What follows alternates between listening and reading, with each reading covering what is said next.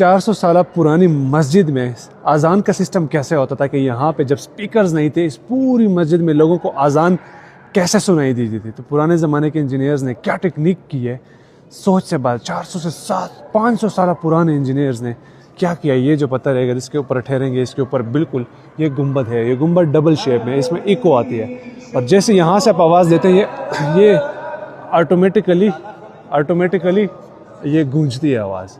तो ये देखें जी, अजान देगा, ये हर कोने में ये आवाज़ इसकी गूंजेगी, जाएगी। ये देखें, मैं दूर जा रहा हूँ, मैं आवाज़ आएगी।